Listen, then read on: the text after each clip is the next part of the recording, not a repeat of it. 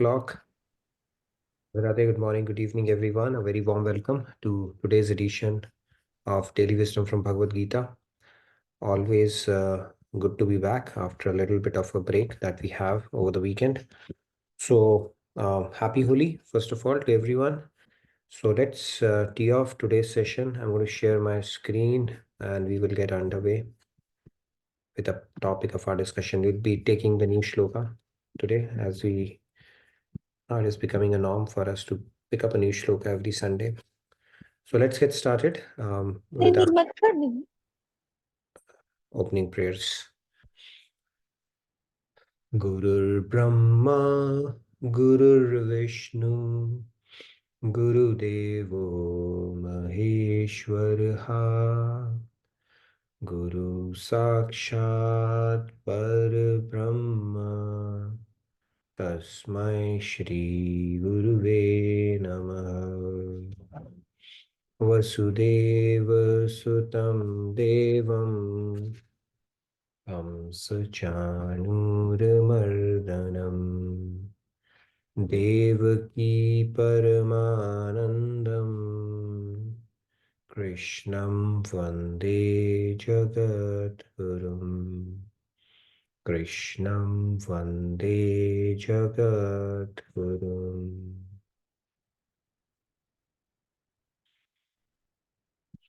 Radhe Radhe, good morning, good evening to all of you. Very warm welcome again. So let's get started.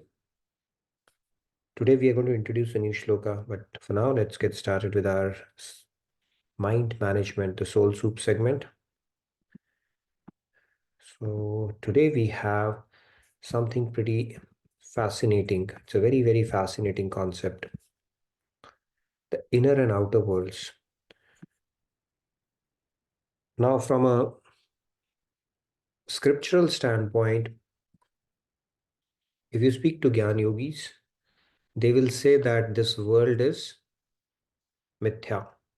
It's like a dream, and when you'll wake up, this dream will be dispelled and you'll come to reality. And then there's a Bhautika, the philosophy says that world is real. So Maharaj Ji, being Jagat Gurutam, he reconciled these philosophies. He said both are right. There is a world which is mithya. This world he called it as asat, which is temporary. There's a difference between something which is temporary and something which is unreal. So he said it is not unreal, but asat. That means it's temporary. But then there is still, we have two worlds actually. The one which is real and the one which is mithya. And that is where this concept of inner world and outer world comes into picture. So let's take a look at it a little bit, because for us it is important to understand these two worlds, because understanding this would help us manage the mind, because one part of it is created by a mind only, one of these worlds. So let's look at this, the inner world and the outer worlds. Now, the outer world is made up of the gross elements, the Panch Mahabhut, so to say, which is made up of earth, water, fire, air, and space. And a base. Okay, it's space actually. So they are made up of these elements. In fact, this external world, which is made up of these Panch Mahabhut, our scriptures say that the God is the master architect and the designer, and it is perfect just like him. Vedas go on to the extent of saying that this whole world is a veritable form of God himself. As a spider brings forth the web from its own body, similarly, and then reabsorbs it later. Similarly, at the time of creation, God also manifests the world from his own being and then absorbs it back into himself at the time of dissolution. So this world is an inseparable part of God. And it is a veritable form of God itself, and it's very real. Saying God, world is mithya, is saying God is mithya, because the world itself is veritable form of God. And the entire world and everything in it is veritable form of God, like I said. And since the creator is perfect and complete, and so is the world. We may find faults in it, but it is actually perfect in itself. However, there's another world. This is called our inner world. It is made up of not, it is not made up of gross element, it is made up of subtle elements. It is a subtle inner world which comprises of our desires, attachments, aversions, ragdvesh that we call, and due to our sanskars, which is nothing but an accumulated tendencies of endless lifetimes. Now, this comprises our inner world. Now, while the external world is same for all, the external world is objective. It is same for all. The inner world is different and unique for each one of us, based on how we perceive things around us. So the object in itself neither has happiness or anything. It is an object. But based on our inner world, we may cultivate either an attachment or an aversion or a complete neutrality towards that object. And that is dictated by our inner world. Now, between these two worlds, the inner one is more compelling. Why? Because agitation by physical objects is possible only as long as the desires for them are present in the mind. And if those desires are vanquished from within, then external objects, they hold no power over us. Right? And our scriptures say the same. So it's important to understand how do we fix this inner world. So, and that is a part of mind management we are going to continue to explore further. In fact, Lord Shiv in Ramayana, when he was narrating Ramayana to Mother Parvati, he said that Parvati, those noble souls who are freed, who have freed themselves from desire, pride, and anger, they see the world as the veritable form of God itself at that point. So these ailments or the defects of our mind actually hide the worlds from us, or to perceive divinity in the world. And it's like an ant which takes a trip across a sugar hill and finds everything salty. Now the problem was that the hill was made up of sugar. It was meant to be sweet, but the reason it found its salty was because of its defective sense, because it has a lump of salt stuck in its tongue throughout. Yeah. So, anyways, we will continue to talk about this inner world more. And fixing our inner world is what spirituality is all about. We need to once we fix our inner world, the outer world would seem perfect to us, and that is the progression we need to strive for in the path of spirituality as well. Okay. So with that said, let's move on to our shloka. It's a new shloka, so we'll take three hands. I'll recite it and then you're welcome to follow along.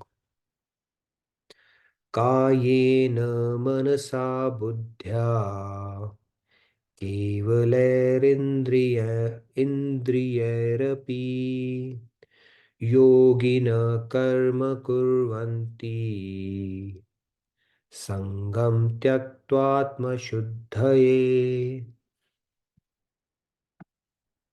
All right, let's take three hands. Aparna ji, Radhe Radhe, please go ahead.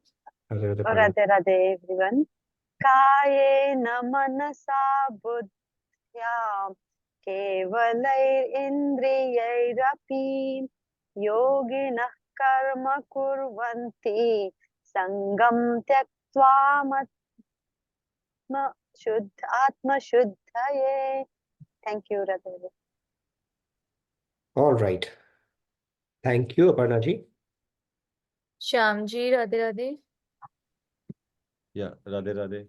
Kayen mansa buddhaya kevalere nindriyerapi yogini karma kurvanti sangam tyaktva shuddhaye. Radhe Very Radhe. nice. Thank you, Shyamji. We'll take one more hand and then we'll get started. Manish ji, Radhe Radhe. Other Manishi. Radhe Radhe. Kayena manasa buddhya kevalairindrayairapi yogina karma kurvanti sangam tyaktvatma suddhaye. Very Thank nice. you. Thank you, Radhe Radhe. Manishi. Radhe. Let's move on. Riyaji, you lost out in the photo finish today. So tomorrow you get the first preference.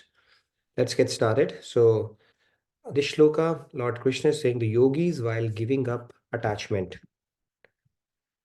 perform actions with their body, senses, mind, and intellect, only for the purpose of self-purification.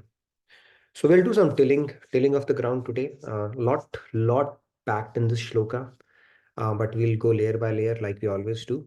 Okay, we have no dearth of time as such, so we're going to spend quite a few sessions on this one. So let's get started. But before we get started, I wanted to. I came across this, which I found pretty interesting. Okay, so it's like too young to read Bhagavad Gita, and then too self-sufficient to read Bhagavad Gita, and too much happy to read Bhagavad Gita, too busy to read Bhagavad Gita, too tired to read Bhagavad Gita, too late to read Bhagavad Gita. Okay, I hope that's not the story, because we are all here, right? Which is good, because then this is supplemented by this picture as well. Nobody knows when the last goodbye is. So let's not lose out on the opportunity. In fact, each one of us should congratulate that we had made it a priority to read this beautiful manual for life. And most of the people think that, it's a retirement plan, but it is a plan that needs to be included in our life as quickly and as early as possible so that we can enrich our life and base our life around the framework that is provided by Lord Krishna to reap its benefits or the dividends, so to say, in all walks of life. It could be personal, professional, pretty much all walks of life.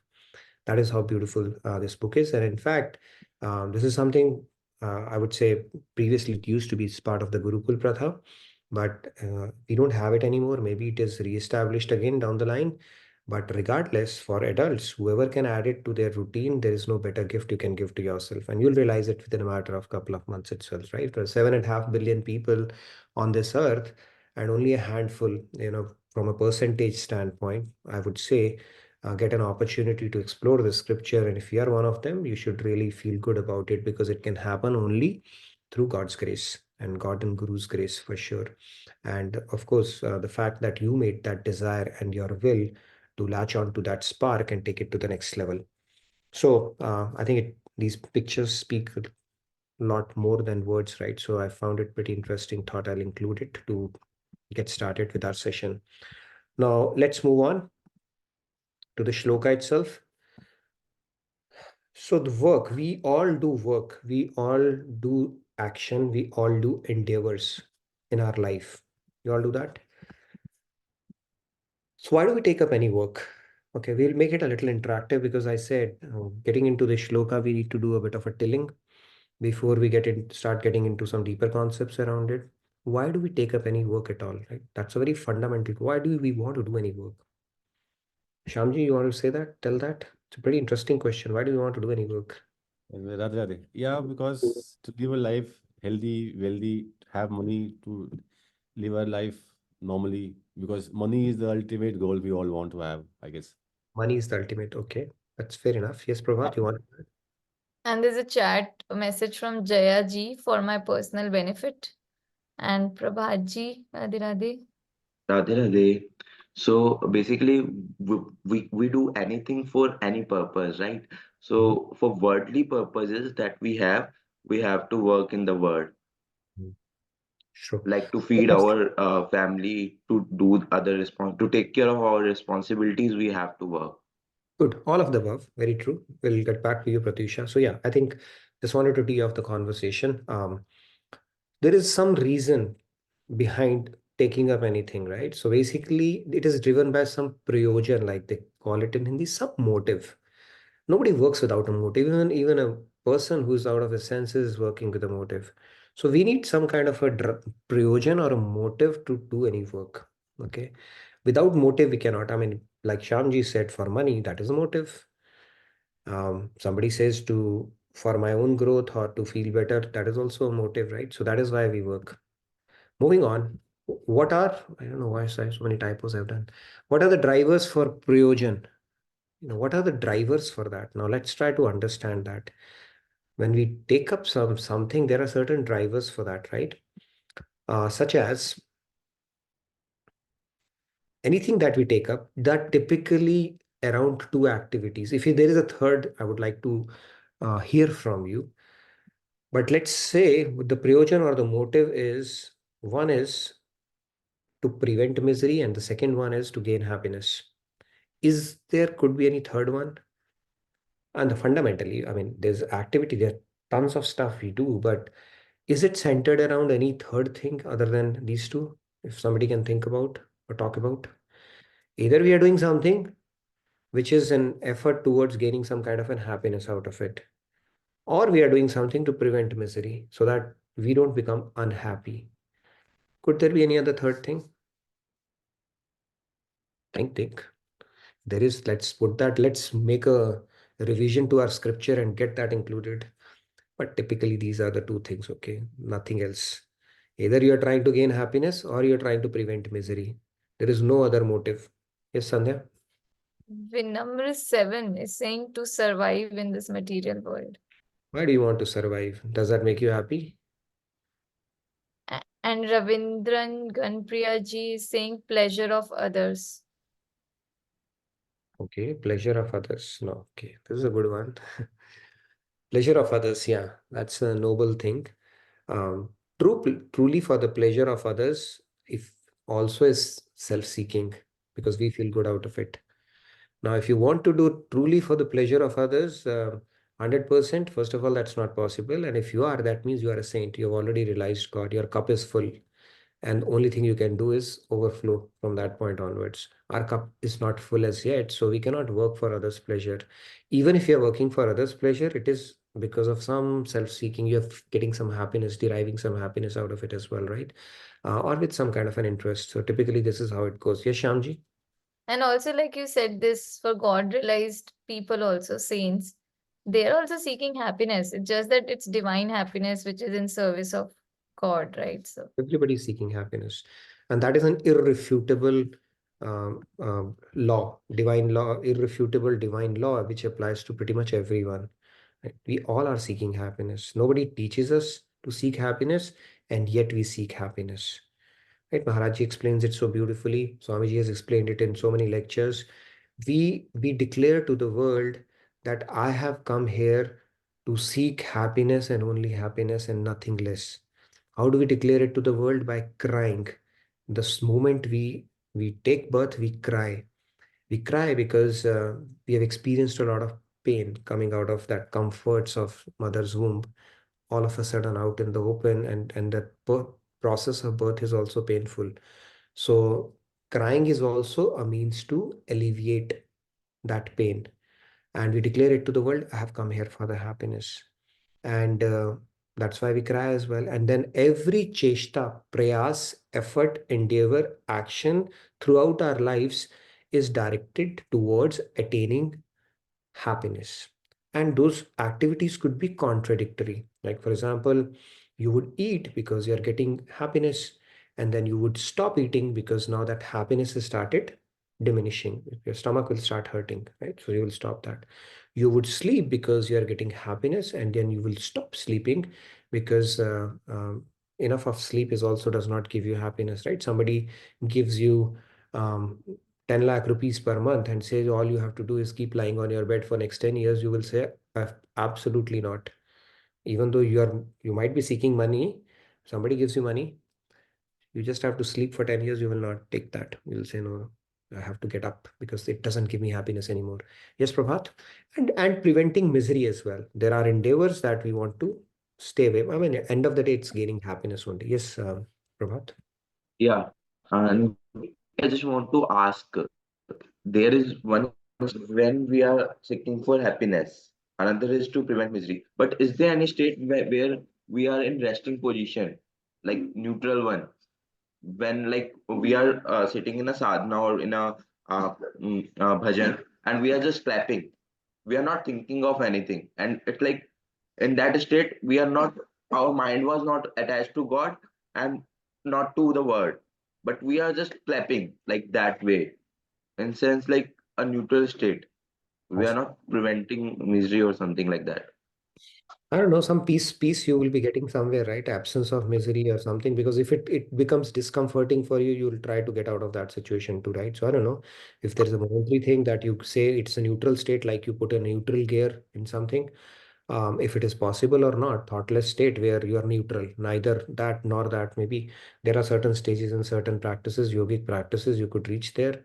But yeah, you can ask this question to probably Swamiji. I don't have much in-depth understanding of that aspect, but What I can tell is everything that we are doing is geared towards attaining some kind of a happiness or preventing misery, because even if clapping starts hurting, right, you will stop that activity at that point.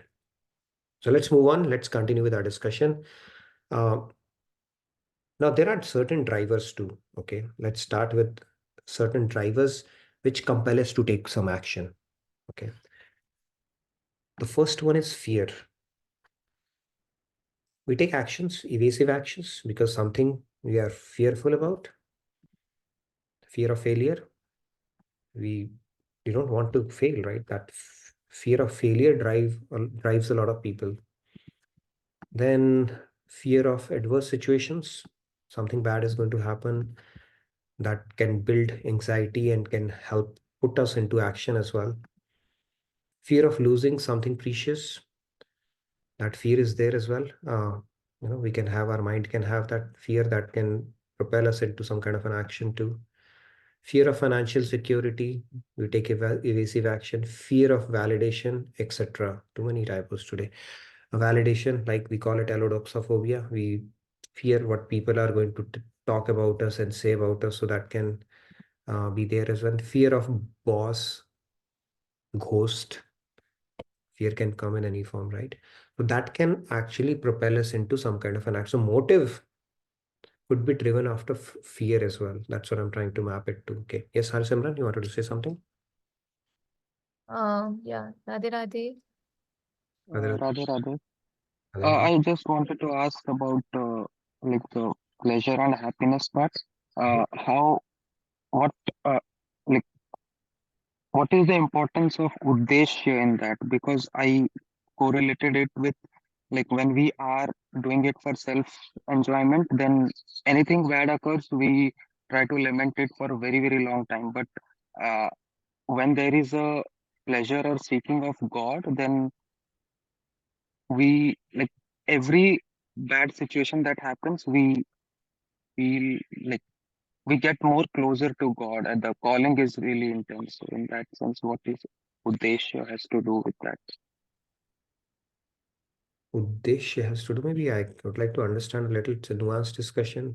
What you're trying to ask here, you like Kabir Das ji had said, right? Sukh mein sumiran sab kare, Yeah, करे ना कोई, सुख में सुमिरन जब करें दुख काहे को होई.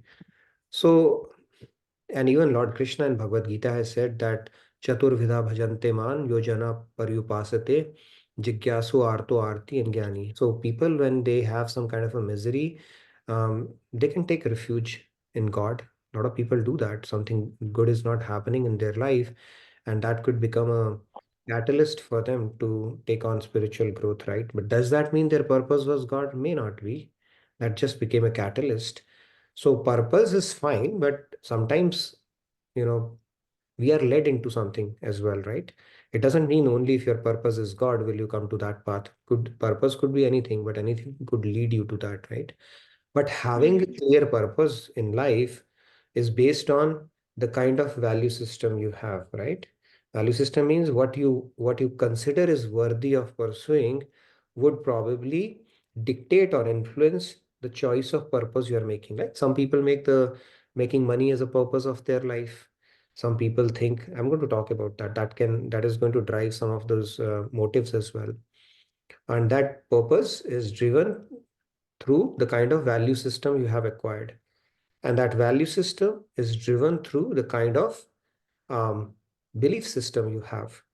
And that belief system is based off the kind of knowledge you have acquired. And that knowledge is based off how you have truly acquired it. Have you acquired it systematically, or have you acquired it through Google, through your friends, through what your mom, dad have told you, through what your marketing companies or advertisements would tell you, or what you generally hear about, or what you have experienced? There are multiple ways, right, to acquire knowledge as well. So it all boils down to how much erroneous knowledge and how much bona fide or correct knowledge is implanted, we have implanted in our intellect. That is going to drive a lot of decision making in our life. And the more we have that bona fide proper knowledge, like Bhagavad Gita, that we have, the more likely we are going to make choices and have mission statements in our life which will align to the bigger purpose of life. So it all boils down to correct knowledge at that point, I would say, what we have ruminated upon. Okay. I hope I answered your question. I was thinking out loud, I was speaking, so maybe some. Okay, if there's something more, we can discuss certainly. So what I'm saying is, I'm introducing certain drivers which propel us to action, which could be the basis for some of the motives that we acquire, right? Fear is one of them. We are propelled to action born out of fear. What else is there then? Now let's talk about desire. Desire is another thing which can uh, form the basis or give impetus to some of the motives that we have, right? What kind of desires? I mean, it could be going after power. Some people think, um, if you are powerful, that is a good yardstick for you to be successful in life. There's a saying in English that power corrupts, and absolute power corrupts absolutely. I don't know how far it is. It must be true, because if it says that, some people make it fame, right? You desire fame. Some people want to be famous or infamous for some reason. Then desire for money. Desire for money is there as well, because we think money can buy us comforts and make our life comfortable. So there's a desire for money that can propel us into action. That could be one of our motives too. Desire for success. We all want to be successful. Desire to satiate our senses. It could come in different forms, right? Any of the sense could call for it, that I need to be satiated. Can you do something about it? And desire for object, person, favorable circumstances. Insta and Facebook likes as well these days. Desire could manifest in any forms, right? So desire is another thing that could be a driver, okay, for basically action, that we typically any action that we perform in our life. Okay, let's continue to move on. The other one is duty. Call of duty.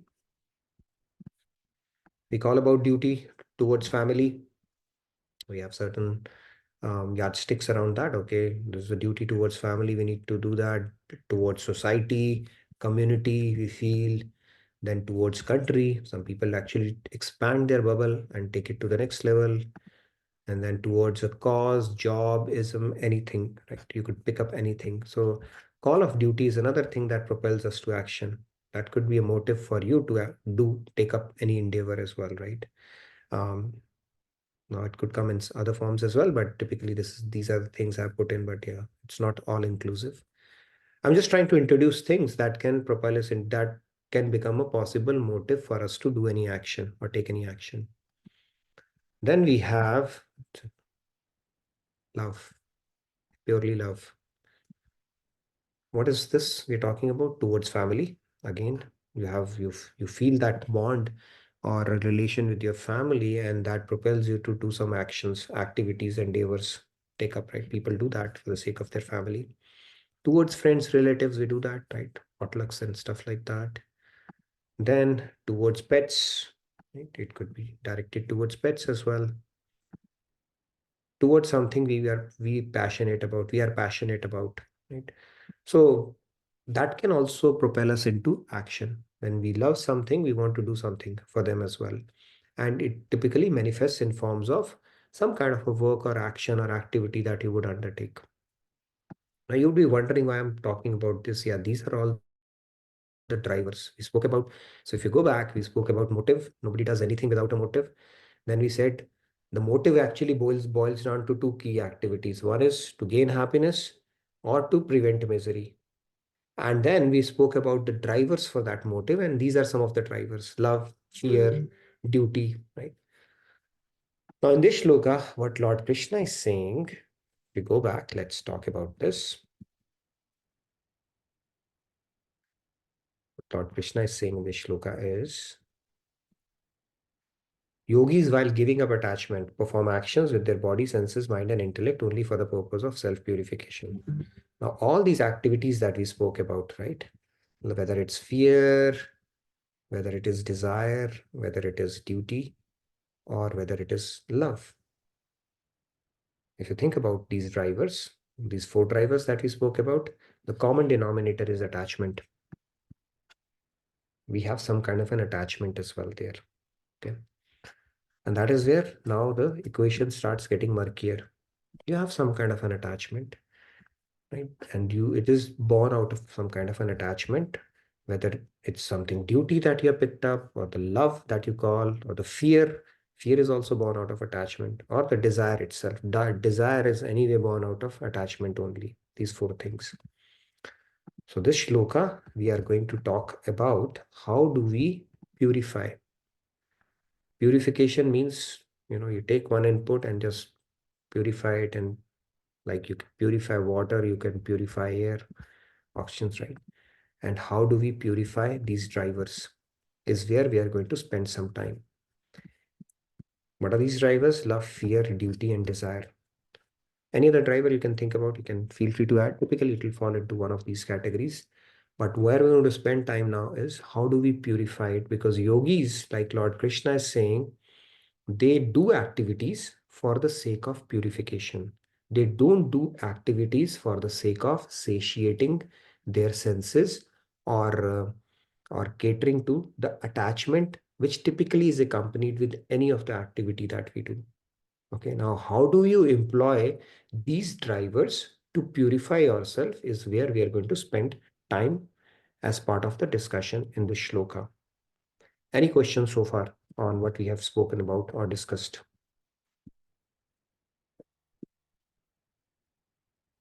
Yes, Sandhya, go ahead. So in the context of duty, Mhm. I was just thinking about, say, a spiritual duty or seva. Is that also born out of attachment? Like we might be wanting to get attached to God, and that's why we might be getting involved in different activities which increase our engagement, mind engagement in divine realm. Yeah, so you have jumped the gun. We have not spoken about purification. It will come in purification, duties that you pick up to start purifying yourself. Okay, it is more about, see, we are talking about the regular mundane worldly duties here. Material context. Material context where it is born typically out of our understanding of our own existence as this body and the natural extension of our body, our relative, society, country, or family or relatives and all that stuff is an extension of our body. Those duties, when we pick up, those duties, they are born out of a sense of attachment or our misidentification with our own identity. Then they are born out of attachment, nothing more, right? It's like we feel a sense of entitlement, sense of attachment towards those duties. Those duties I'm talking about. How do we purify it? We will get into that as well. So each one of these components can actually be, we can employ purification to that. That is essentially what Lord Krishna is saying, right? Right now, the way we are going about it is not purifying. It is definitely not purifying. Why? Because it is born out of a sense of us being a body and with a sense of attachment. There are two problems there. And how do we purify that? We will spend good amount of time on that as well. So seva, now you are getting into a different realm altogether, right? That also has a different. So, but here, if you're looking at it, is more in a worldly or a mundane context. But good question. Yes. Any other questions on this one? Any other drivers you can think about? These are the typical things we do in our life. Right? It is basically a summary of our life.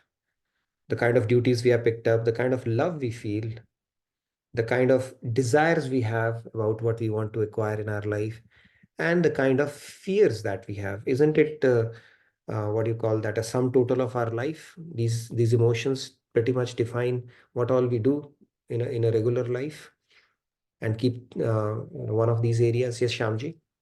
Yeah, Shamji. Rather, it might sound silly, but you said that our motive is to prevent misery and gain happiness. So, इनमें में क्या फर्क हुआ? It is the same thing. If I want to gain happiness, it means I want to prevent misery, and vice versa. So when you get happiness, misery is automatically gone. But sometimes you just want to get away from that. Your motive is just pain should go away. Enjoyment, you're not even thinking about. The pain should go away. Okay. Or I want to avoid this unfavorable situation. So, but yeah, you're in a way actually thinking about abstaining from misery is also a craving for happiness only. So that is there. But then it's like if you're in negative, you want to come to zero or you want to go to positive, there is still a gradation, right? Levels are there. So negative to zero and then zero to positive. So when you are, let's say, you are So, having fever, let's say you're having a fever, all you want is the fever should go away. Or you say, I want to party, and fever will go away, then you can party, right? So sometimes Yeah. our endeavors are just about, get rid of the misery for now. So one of these activities would be there. Sometimes you're not even thinking about enjoyment. You say, okay, the pain should end. And sometimes you just want to do things because it gives you some kind of a satisfaction, happiness, stuff like that. So it all depends on person to person. It can be first personal also, how you take things. Is that so? That's true. Could be. What I'm saying is there could be situations where you are simply avoiding misery, and or there could be situations where you are looking for a happiness itself, right? Now, if you're having toothache, you just want that misery to go away, right? At that point, you're not thinking of biting that next favorite food of yours. You just want that pain to go away at that point. Another thing I wanted to talk about spirituality in that sense is, yeah, sorry, did I answer your question? Or if you have I guess. toothache, all you care Uh, about is, okay, the toothache should go away right now. Just a way of looking at it, right? okay, then, got it. Thank you. Radhe, Radhe. Yeah. So other part of it is, see, from a spirituality, if you think about, spirituality is about, we are trying to re-establish or revive our relationship with God. We always have a sambandh or a relationship with God, right? And that is kind of forgotten, that we are trying to revive at that point, at this point. And when we start reviving it, these emotions, they also start getting put into perspective as well. I'll tell you a story about a man who was driving a car, and his car hit a truck, and then he fell down and was unconscious and started bleeding. So what happens is, the villager comes, he picks up this guy and takes, he has a cart only. He put the guy on the cart and walks for 7 miles and takes him to a nearby hospital. And when he takes him to a hospital, the doctor says that it would require an immediate surgery, and it would require blood as well, donor. And then luckily, this guy says, okay, can you check it? And his blood group matched. And he said, yeah, you can take mine and get the surgery done if it is needed to save this guy. So he gave his blood and the surgery was performed. And then he said, we need some urgent medicines as well. So he said, okay, I'll pay the money for that. You get it. And they got the medicines, and this guy was saved, and he was revived. And he was revived. And when he opened up his eyes after a few hours, and then so yeah, basically, and then in the meantime, what he did was he called his wife, son, and his family as well, informed them, got their contact number from his wallet, and called them up as well. So when he was revived, this guy opened up his eyes, and he was extremely happy to see his wife standing there. Then his eyes went to his son. He felt a lot of warmth. Oh, my son is here as well. And then he saw his parents, his family. He felt a lot of warmth looking at them as well. And then he sees this rustic guy, villager. Why is he standing here? He was wondering, who's this guy? Why is he standing here? And then he was told by his family, he's the guy who brought you here all the way 7 miles. He said, oh my God, all of a sudden his heart started melting for this guy. He said, I am very grateful to you. He said, not only that, he gave his blood also and offered for the medicines also, ordered the medicines also. He said, really, he said, I feel deeply indebted to you. He said, and then he made a call, personal call to all of your family and called them here as well. He said, can I please hug you? Can I please hug you? Because I feel that you are like my family only. So what changed? Just the fact that, that appreciation that this guy was doing so much for me, and I was not even aware. So similarly, when we revive our relationship with God, we understand what he's doing for us, this thing will get automatically established. Okay, there's no reason why it won't get established. It's just that we are not aware of it at this point, or we have kind of taken things for granted. The moment we wake up, we've got this earth to roam upon. You think we can take it for granted? Of course not. The air, the composition of air, it was anything different, we would not have been able to breathe. 5 minutes without air will not be there. Okay, COVID times, people who were slapped a bill of, or they did rhyme. 5 minutes, if there was no air, will not be there. Yeah, it did rhyme.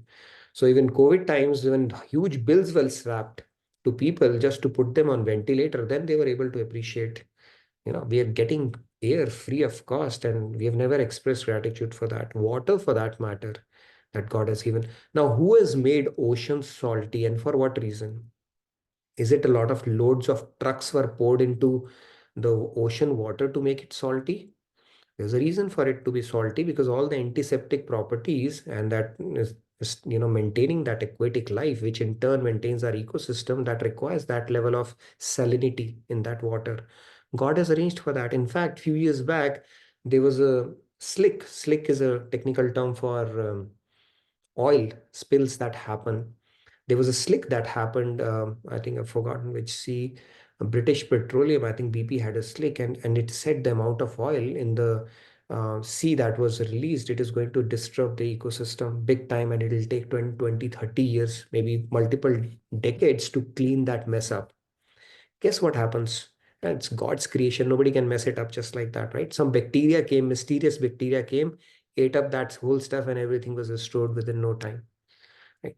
Now, God has given us that. And then we think about sunlight. Sunlight, if you think about, how many nuclear reactions are happening. It's a nuclear fusion that is happening inside the core of the sun. And it is, if there's an estimate that thousand these reactors, nuclear reactors, are in operations to give us the amount of heat, and just the appropriate amount of heat that comes to us out of that. And there are no Chernobyl like disasters happening. Everything is perfectly on it, and people go bask in sunlight and get vitamin D. So everything is arranged for us. More importantly, our basis of our life. If God, super soul, exits our soul, we have no basis. Anything that you enjoy in life, whether it's helping others, whether eating food or doing some activity, it is enabled because we are alive. He has given us that existence, right? So there is tons of things to be grateful about, and spirituality actually simply helps us um, remind that, and help us wake up to the fact that there are so many things for us to be grateful about. And how do we revive that relationship? We are just too busy um, doing our stuff. At best, we can do sattvic stuff, helping people, but is it good enough? Yeah. For most people, they are, thinking that doing noble deeds or living a sattvic life or helping others and not doing anything bad is good enough. But Bhagavad Gita apparently tells us good is good, but that is not good enough. There's another level you can go beyond goodness. That is essentially what Bhagavad Gita is talking about. And then Bhagavatam, of course, goes into the depths of bhakti as well. So the key thing is to get into this. Build this into your routine, reading Bhagavad Gita, because not many get that privilege, and do it as quickly as possible, because if we continue to delay it, time will pass by, and it's a huge disfavor we are doing to ourselves born as a human. Because Vedanta Sutra, the very first verse says that at Hato Brahma Jigyasa, now that you're born as a human, you need to inquire about this question seriously and start gaining that knowledge systematically to start reaping the benefits in all walks of your life. So the point here is, again, getting back to the topic, we take any work because it is driven by a motive. Typically, the motive is either to avoid misery or to gain happiness. There's no third motive. Then these are the drivers for that. We are driven by fear, tons of fears, right? If you don't have a fear, not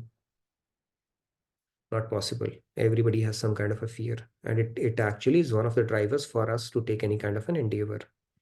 Second one, desire, right? Different people have different desires based on the value system that they have. Value system is dictated by the kind of belief system they have. Belief system is dictated by the kind of knowledge they have activated in their intellect. And that knowledge could be knowledge that might have come from the environment, from the books they have read, from their experience, parents, Google, etc. Or the knowledge could be in coherence with, or in alignment with what our scriptures are telling, right? That is the bona fide knowledge which would help us to build a solid value belief system that takes us closer to the goal of our life. And then the next one is our duty, sense of duty towards family, society, etc. That propels us to action as well. And that is what Lord Krishna called out to Arjuna as well. He called his duty, being a Kshatri, this is what you need to do. But then he goes much beyond that as well. He doesn't stop at that. The science of work is Karam Yoga. Even while performing your duty, what is the consciousness you need to have so that you're helping yourself spiritually is what Bhagavad Gita is all about. It's not just about performing duty alone. And then love drives us towards our family. And what we are going to invest our time in this shloka is these four drivers are born out of attachment. And how do we purify each one of these motives is where we are going to have a deeper discussion on in coming sessions so that we are building what do you call that? We are purifying the motive or the intention behind any of these activities that we do and getting a step closer to the ultimate goal of life as opposed to entrenching ourselves further in this material life. Any questions?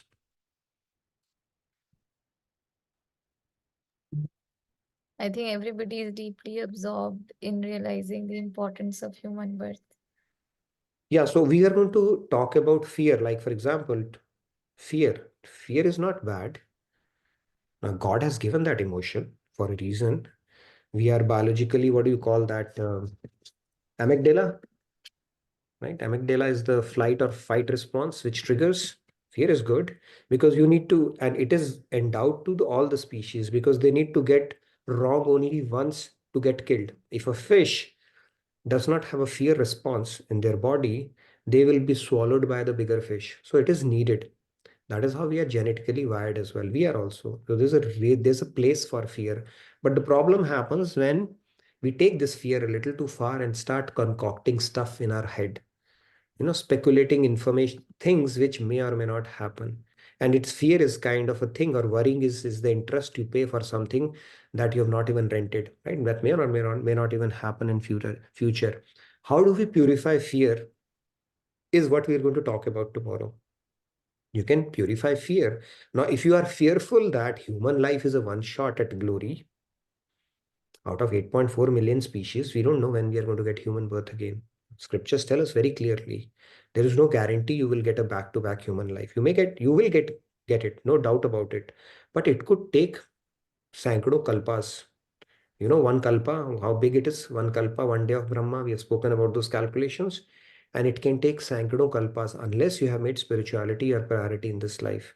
It can take. So if you have that fear, right? Fear of examination we used to have in our board exams.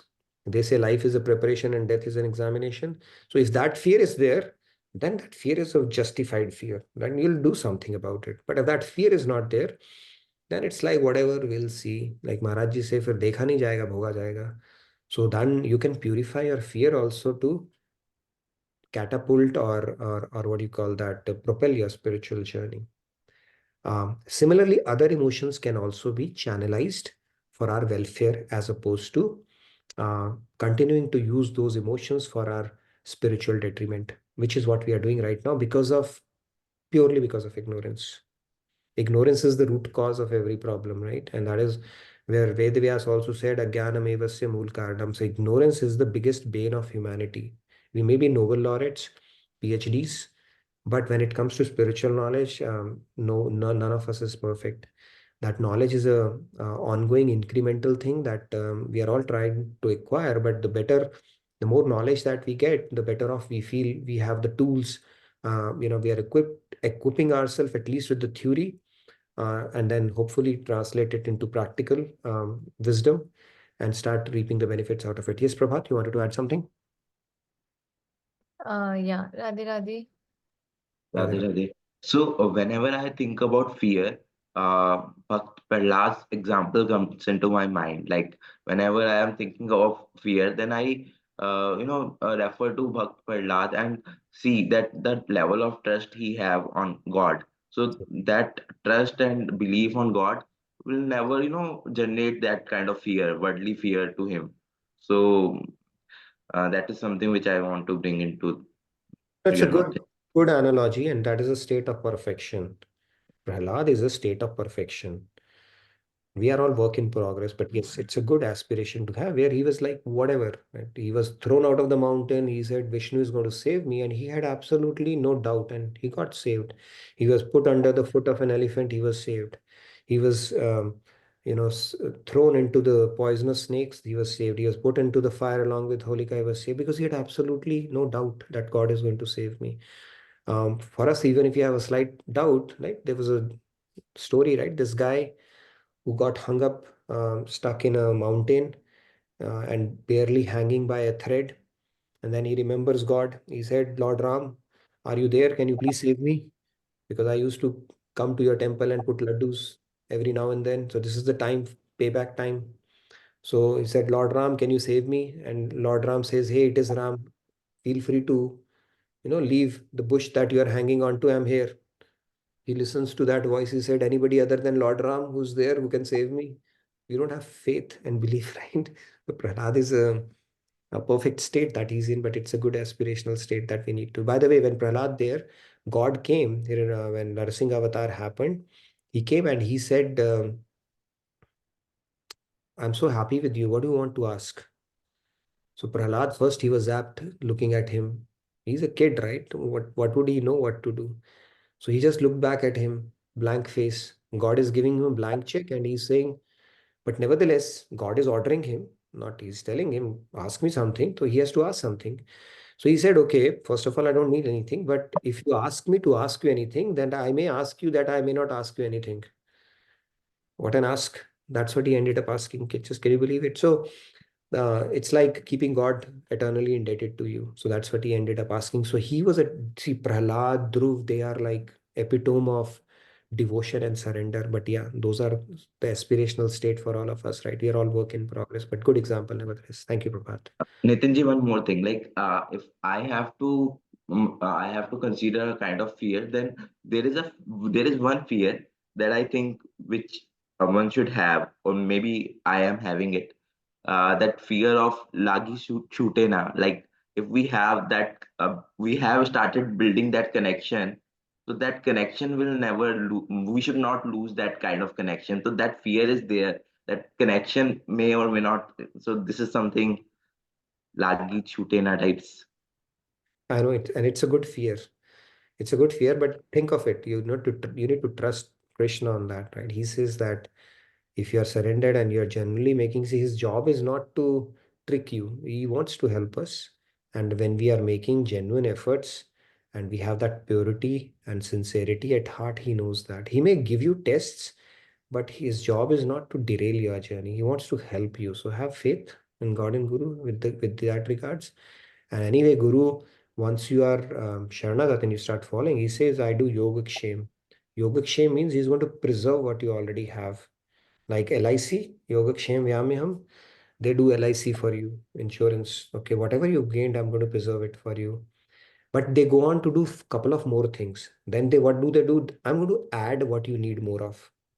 And then I'm going to subtract what you have and you don't need. So they do that as well. So let's trust them on that and continue doing what we can do from our hands. So, but it's a good fear, right? It's a good thing. God will be pleased that you are fearful of not losing this connection ever. And it's a very nice sentiment to harbor in that sense.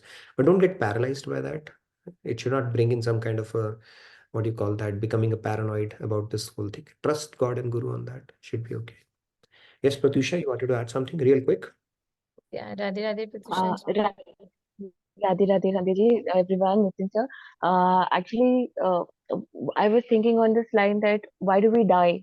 Because the materials that we are trying to put in, us is all sat, not asat, right? So I've been thinking about this for the past few days that why do we die? Because the thing, again, it's all, yeah, by sat, Why do we right? die? Everything is, We why die do we die? because So, we die because our body becomes bored of this world. If we don't die, yeah. not I'm just kidding. If we don't die, just let's imagine a scenario where we don't die. We go on to live for 1,000 years. Mm. And will become intolerable not only for ourselves but for the world as well. So it's a good thing that we get a timely exit when this body becomes inhabitable for this. What do you call that? It's inhabitable anymore. So that is, yes, that is the aspect I was thinking. Why is it getting inhabitable?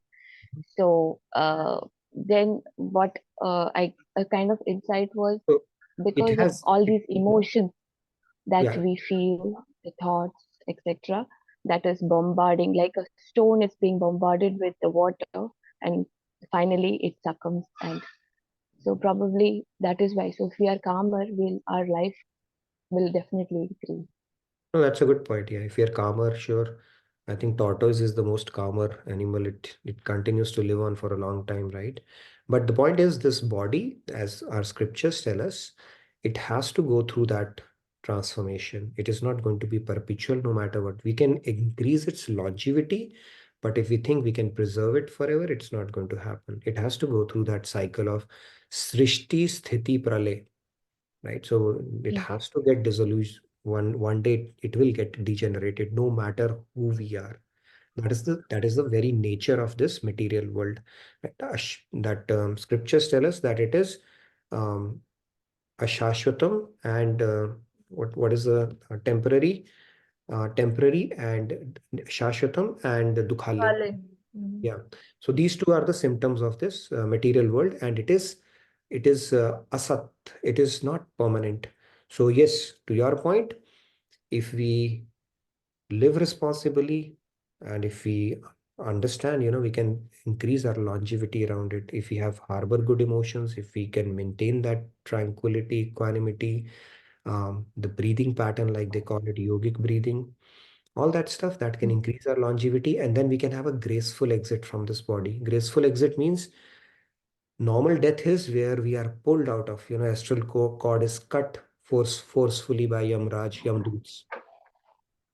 But people who are in that stage, they have transcended their body and they can have a graceful exit, means they can do it on their own volition. They know what is happening to them at that moment. They know time has come Mm. to leave this body. But very Okay. few people are like that who have transcended their living. And even Bhishma Pitama knew he could leave his. So some people, they can leave it at their own volition, and some people know exactly what is happening at the time of death as well.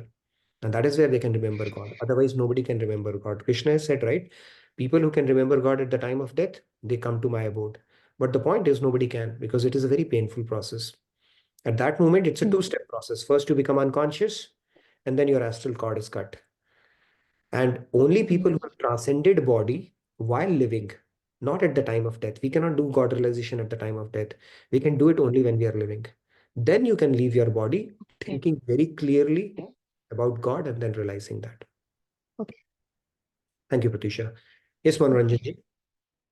Radhe Radhe Manoranjan ji. Maybe the last one, and then we move to our devotion. Yeah, Radhe Radhe. Am I audible? Yes. Namaskaram, Namaskaram to Manoranjan all ji. of you.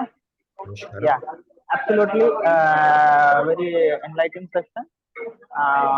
First of all, I wish all of you a happy and prosperous Holi. And then I will Thank just say a quotation from Kabir speaks about the fear. He says, भय से भाव होत है, भय से भक्ति होय, भय पारस है जीव को, निर्भय होय न कोय कबीरा, निर्भय होय न कोय. And Kabir is saying that people do bhakti out of fear. People do bhav, that is also out of fear. So therefore, fear is like a philosopher's stone to a person. So therefore, fear should be there. You should imbibe fear within you. Till you are not enlightened, till that knowledge has not come to you, then fear is is a process by which actually you will get that knowledge. So keep fear within yourself up to the point where you are not enlightened. And when you are enlightened, fear will automatically go out from you. You need not eradicate it. Thank you. Thank you, Manoranjan ji. Yeah, we'll talk about the acronym FEAR tomorrow. How do we purify? So one of the acronyms for fear is face everything and rise. So we'll see how we can utilize each one of these emotions for purification, which is what yogis do. They're also going through the motions of life, but they're going through it in a consciousness that is uplifting and purifying for them. What is that difference is what we are going to talk about, so that we can see, end of the day, we still have to do the same thing, right? Bhagavad Gita is not about telling us to go do sannyas and go to the mountains and do something different or turn your back towards your family. That is a common understanding about Bhagavad Gita, right? It is a call to action. Arjun was saying, I will go to the forest. Krishna said, no, of course not. You don't need to go to. Nobody's asking us to leave family. Nobody asking us to leave our IT job. Nobody's asking us to, leave our family. Nothing. You do whatever you are doing. It's your consciousness. The purification of the motive behind that consciousness is all spirituality is all about, basically. And that is what the science of work or karma yoga is essentially. And all these emotions that drive us to do any activity, if we can purify the so that behind that, or how do you go about that, that is essentially what it is. Nobody's, world actually wants our work. They don't want our mind. You are the owner of your mind and thoughts, and those thoughts is what Krishna is saying. How do you start, channelizing those thoughts and building that consciousness that is liberating and refreshing for you and takes you closer to God, as opposed to drowning you further in anxiety, worries, and all that stuff that we continue to deal with. Sometimes it's with people around, sometimes with the relatives, boss, kids, family, all that drama continues, but we don't have a game plan, plan B, because we don't know, we don't have access to knowledge, we don't know the tools. So he's saying just purify the consciousness and then see the magic unfold. That's how it's meant to be. Okay. I know we have 10 o'clock. We conclude our philosophy discussion and we move to our devotional segment where we talk about the Bhakti Shatak, recite those lines. It's a profound knowledge and devotion combined in that. Plus, I would encourage you to fill out the feedback tracker, if not already, if you have any questions that we can bring to the sessions to continue with this discussion. So please take out time to fill out feedback tracker. Has it been posted already? Yes, multiple times. Multiple times. So please fill it out once only. You don't have to fill it multiple times. So let's start with our Bhakti Shatak. We can do a bit of recitation and then wrap up our session. Okay, we can take 3 hands. Go ahead, Sandhya. Okay. So I mean, just to give a little bit of context, like in the last Bhakti Shatak, we discussed that Karma, Yoga, and Gyan, all three of them are just ways, but without bhakti, they are incomplete. So Yeah. following up on that. I'm going to tell you something, okay, before I think I can take liberty a little bit. Always. There was a guy who was lost in a forest. Mhm. So he was, of course, in a lot of mental turmoil. And then he goes after 3 days, he found 2 more people and said, thank God I found you. Okay, I was like been lost for the last 3 days. And these guys say, we have been lost here for the last 3 weeks. Okay, so welcome to the party. So the point is, Karam, Ashtang Yog, Gyan Yog, they are like those 2 lost people. Okay, Bhakti is the real thing. If you do Bhakti, that is the one before all the zeros that you're putting it. Without devotion, Yog is the devotion. Without devotion, nothing can happen. Whether it is Karam Marg, Gyan Marg, Ashtang Marg, whichever path you pick up, finally you have to do Bhakti. And in Bhakti, Bhakti is a Maharani. In our scriptures, it is not dependent on anything at all. It can sustain itself on its own. So Bhakti is the key thing, and that's what we are talking about. So let's move on. Let's do that. Maybe 3 hands, and then we'll wrap it up. And yeah, this verse is about how to actually go about doing devotion. So yeah. प्रथम साधना भक्ति करूं तब मन निर्मल होय राधे राधे मिलई विशुद्धा भक्ति तब गुरु अनुकंपा तोय राधे राधे जय Radhe Krishna Radhe Radhe Radhe Krishna Radhe. Yeah. Thank you, Sandhya. Let's take 2 more hands. I will give preference to those who have their video on. So Aparna ji, Radhe Radhe. Radhe Radhe. प्रथम साधना भक्ति करूं तब मन निर्मल होय राधे राधे मिलय विशुद्ध भक्ति तब गुरु अनुकंपा तोय राधे राधे जय Radhe Krishna Radhe Radhe Radhe Krishna Radhe. Thank you. Thank you so much, Aparna ji. Actually, Riya ji's hand was raised even for Shloka. We couldn't take Riya ji, it. please go ahead, Riya ji. Radhe Radhe Riya ji. Radhe Radhe. Radhe. Prathama sadhana bhakti karu तब मन निर्मल होय राधे राधे मिले विशुद्धा भक्ति तब गुरु अनुकंपा तोय राधे राधे जय Radhe Krishna Radhe Radhe Radhe Krishna Radhe. Very nice. Thank Thank you, you. Radhe Radhe. Put the meaning as well for this. That will be good. Yeah, I just noticed that I forgot to. Sorry about The that. meaning, if we put that, that will be very helpful. So that go through that and maybe a bit of explanation around it as well. Let's take the last hand because it's already 10:05. Maybe the last hand for the day, and then whoever remains, we can take you tomorrow and continue with our discussion. One more hand we can take. Yeah, It's a lottery. Let's see who comes. Lakshmi ji, Radhe Radhe. Radhe Radhe. Radhe Lakshmi ji. Pratama sadhana bhakti karo tab man nirmal hoya Radhe Radhe मिलाई विशुद्ध भक्ति तब करो अनुकंपा तो ये राधे राधे जय राधे राधे जय Krishna Radhe Radhe. Thank you, Radhe Radhe. Thank you, Lakshmi ji. Very nice. So we'll do the translation as well tomorrow, but thank you again for your enthusiastic participation and engagement. If you have questions, please put it out, and I look forward to seeing you tomorrow to continue with this discussion on how do we purify the motives or the drivers behind any endeavors or actions that we undertake. So I look forward to seeing you tomorrow. Radhe Radhe, good night, good day from my side. Thank you, everyone. So yeah, once again, wishing you all a very happy Holi and see you all tomorrow. Radhe Radhe. See you all tomorrow. Happy Holi, everyone.